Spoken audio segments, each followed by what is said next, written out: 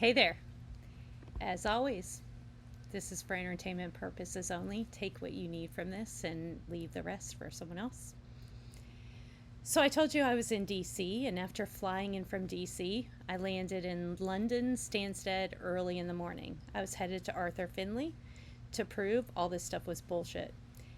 Great airport, by the way. It was super quick and well run, and just a short drive from Arthur Findlay College. I was exhausted and knew check-in was for the quick 3-day class wasn't until the afternoon, but I wanted to get rid of my luggage just before finding a meal. So I took a cab and pulled up to the most beautiful building ever. Think like a real life Hogwarts for any of you who know the difference. As soon as I walked in, you could feel the energy. It was like pulsating in that building. And at the time, I just thought I was overtired, even though I actually did note it. The front desk person, Sabrine, if I'm saying it right, was the same exact person who had worked so hard to get me into the class when I was in Costa Rica with that quick turnaround time. She was just as lovely in person as she had been by phone. She teased me immediately about my last minute booking and remembered me instantly, probably because I was such a pain in the ass trying to get this done. I can't tell you how amazing she is. I dropped my suitcase in the lobby as check-in was later in the day and went to check out the rest of the building.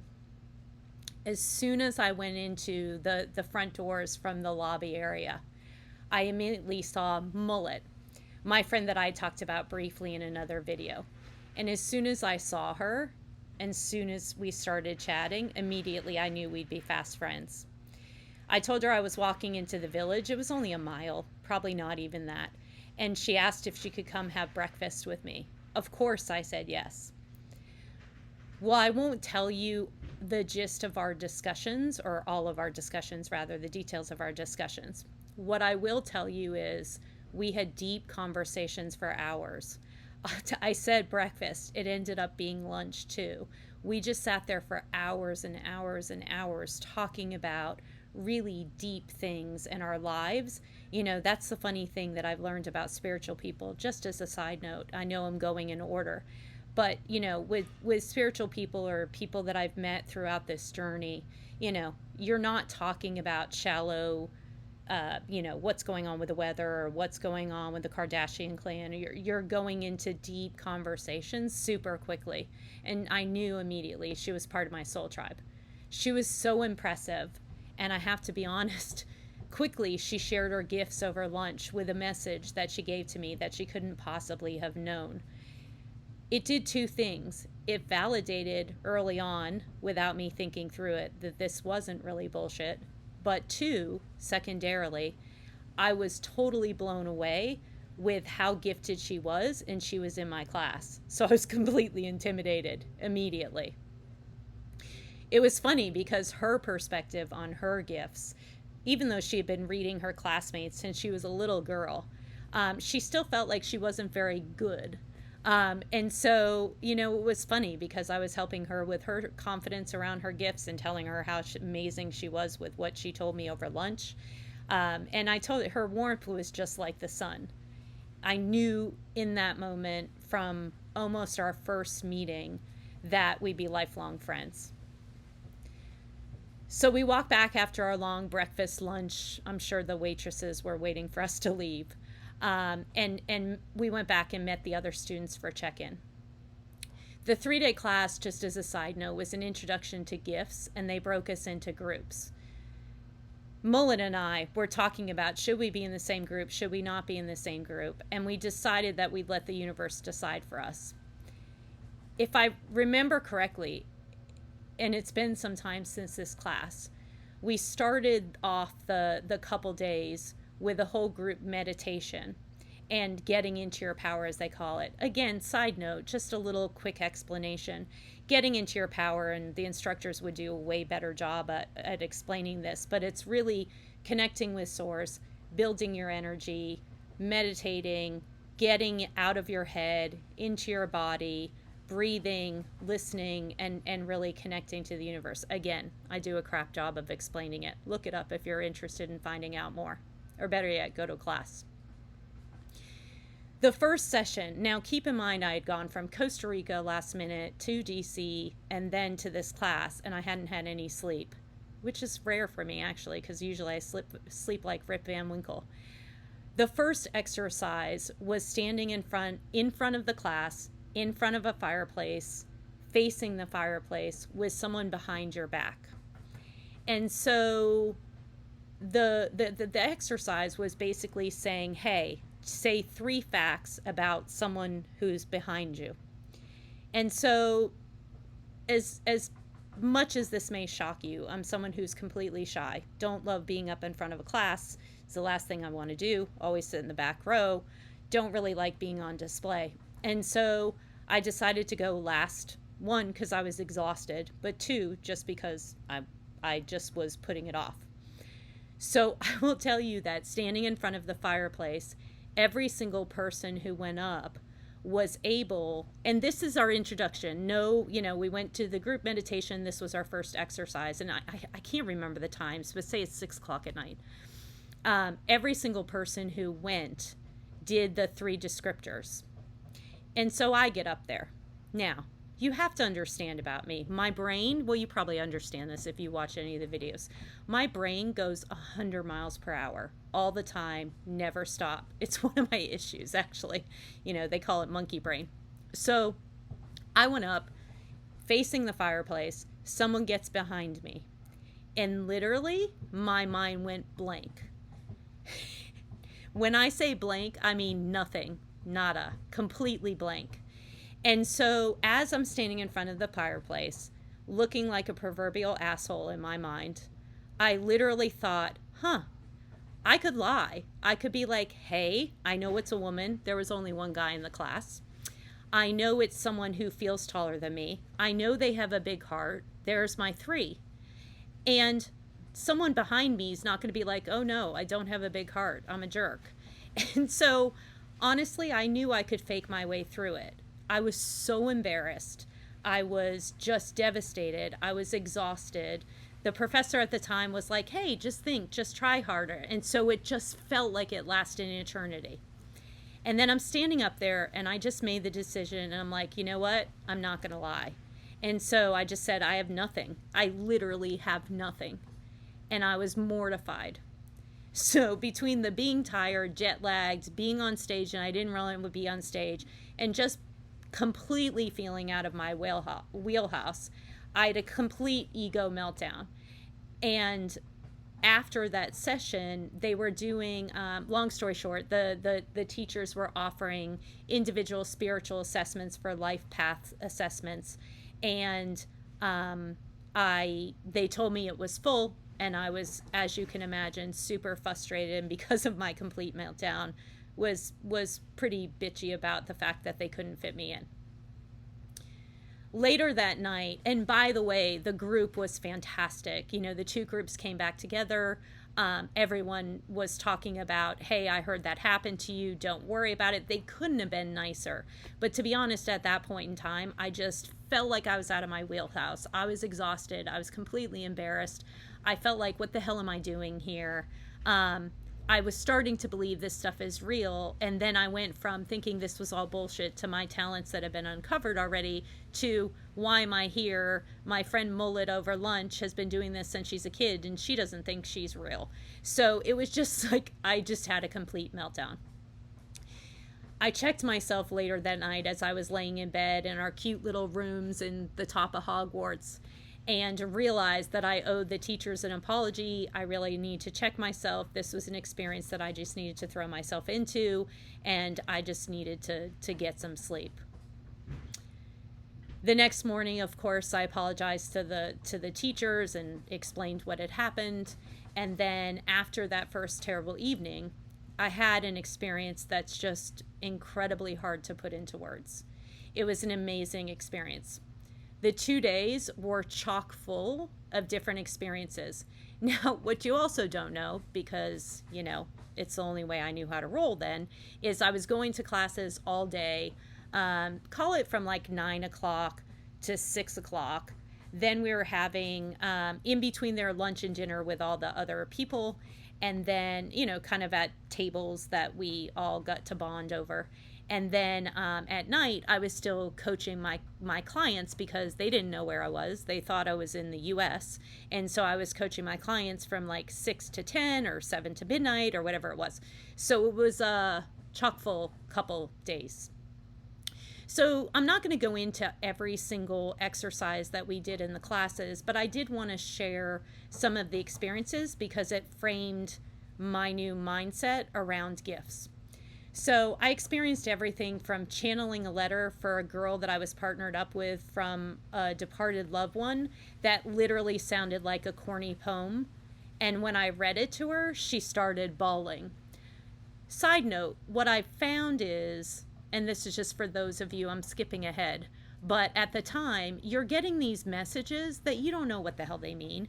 You don't know if they have any relation. You don't know if you're making them up in your head. And so, I've never met this girl in my life. I say, hey, we're connecting to spirit at the time. What should I write? And you get these words in your head. And until you understand this or until you know what's coming through, you literally think you're making up a corny poem in your head that makes no sense. Well, that corny poem, even though I questioned it, had her bawling from the experience. Another experience I had is I was literally describing a scene to a partner, again, that I didn't know. I was in the country, and I was literally in the body of her departed loved one, describing what I was wearing, what I did for a living, what my car looked like, what the trees look like, what my porch looked like, what the chairs look like. I have to tell you, at the time, that was super creepy because it literally felt like I was looking through my eyes, but in this man's body. It was freaky as hell being in someone's body, and I didn't really like it. I'm someone who likes complete control of myself. And I felt like this was the exact opposite of that. And I really didn't know how I ended up having this experience. The other funny thing was at the time, I'm telling her all this and I'm describing it in detail. But one of the things that wasn't coming to me, and I'll tell you about that in later, is the name. So I'm describing this man. I'm describing what he wears. I'm describing what he does for work. I'm describing the whole scene. And she's like, nope. And again, I was like, oh shit, where am I getting this from? So then the professor comes around and she's like, Shelley, are you in your head again? By the way, she was amazing, and I'll talk about her later. But she kept giving me a very hard time about being in my head. And so she's quiet for a minute. Sorry, voice. She's quiet for a minute and she goes, oh, do you know how? And she's like, oh my God, hell, of course, blah, blah, blah, blah, blah, blah, and verified everything I told her. But at the time, I was sitting there like for 20 minutes describing this experience in detail and thinking, again, I was making it up. There were so many exercises and experience over that quick period of time that it's really hard to remember them all. I will tell you that my favorite instructor of the sessions, the one I was just talking about, gave me such valuable feedback. And with her not so soft ways, but with me, I have a hard head and I do need it delivered pretty forcefully. I was thinking about this as I was going back to record this video, because she would literally look across the room all the time and be like, Shelley, get out of your head, all the time. That's all. She said that to me so often. And I'll tell you later in the videos, I got the chance to see her again. And I'll tell you about that experience later. But it was a going joke with her on almost every single exercise, because I kept telling her that the departed, the spirit in my mediumship wouldn't tell me their names. And I could just describe everything about them. And she would tell me that I wasn't listening. And I'm like, I'm listening. I keep asking them. And in retrospect, she was absolutely right, although it's a going joke now. At the time, I was just really struggling with thinking too much and not just letting things flow. It's a weird thing to learn, to get out of your brain and to get in the flow as someone who has an MBA brain and overthinks everything. As things would start coming through, I would analyze it, like I said, because it was totally weird and I'd think I was making shit up. Every single message or vision or conversation that came into my mind, I would question it or doubt that it would mean anything to the various people that I was partnered up with. And every single time, I found that it impacted them in ways that I couldn't even imagine. And they knew exactly except for the lady I was just talking about, who I was talking about as soon as I shared those random facts. And despite myself, over the 2-day period, I started to believe. I was someone who liked facts, and every single experience that I had at Arthur Findlay, in every single session, literally gave me the experience filled with facts that were hard to wrap my head around, even if it was 5D experiences. I had crossed all the way over the ocean to the top spiritual school in the globe to prove this was bullshit. And honestly, I was flat out wrong. This shit was real, and I was honestly blown away. I told you before that I was trying to set up the individual assessment as well, and I had the honor of meeting with that teacher that I talked about earlier individually. Somehow she fit me in, even though they were completely booked up with appointments. She did an assessment of my life path and gifts, which were super helpful, and I won't go into all the details of it. She was not only identifying the channeling and healing as my path, but she also told me that I needed to do some work on how I felt about my mom. Now, I've talked about some shadow work in earlier videos, and I'll continue to talk about those, but I'll be honest with you. My mom was the last person that I thought I needed to do any shadow work on. And so I didn't know why she said that. And I asked her about it. And she wouldn't disclose any more, much to my chagrin. But she told me that I'd understand it later when it was time. I laughed, and I felt like she was being a vague Zen Buddha, and I told her that. But I'll give you a teaser for a later video, though. She was absolutely right. It was one of the most pivotal moments in this whole journey, but I'll talk about that later. The other thing that I want to share with you is, while the classes were fantastic, the honest truth was having a group of people that were amazing soul tribe that I learned so much from and had such deep experiences with, and they were so giving throughout the journey. That was probably my favorite part of the quick 2 or 3 day class, or 2.5 day class, I guess, if you want to be completely accurate. It just gave me confidence from my soul tribe, and they had a variety of experiences. They had gifts for 20 years, some people, and some people like me were just starting. They were so giving and so generous, and there was no competition, and I can't express to you enough what a great group of people they were. They explained so much in our conversations. We had so much fun as we were out of class. And what I really learned is I started to learn to embrace my gifts. I knew they were real now. And so what I was trying to do now is come to terms with the fact that I had them and what it meant for blending my normal life into my new understanding. It was a complete whirlwind. And my head was spinning, and my head, from the experiences alone, from meeting all these great people. And now what do I do? Because it isn't bullshit. It was completely overwhelming. And it changed my life in ways that I can't even begin to describe. Later in my journey, I'll come back to Arthur Findlay for another class. And so I'll go into more details about the college in that video as well. But for now, I'll just leave you with the thought that I know, because I experienced it firsthand, that this is all real, and candidly, so unbelievably beautiful to access. But I'll share with you, at this moment in my journey, knowing it was real, it scared the living shit out of me. I now had to rectify in my head that not only something that I thought wasn't humanly possible was not only possible, but it existed in spades. And now I had to figure out how to deal with that, what was for me, what did that mean. It kind of rocked my world.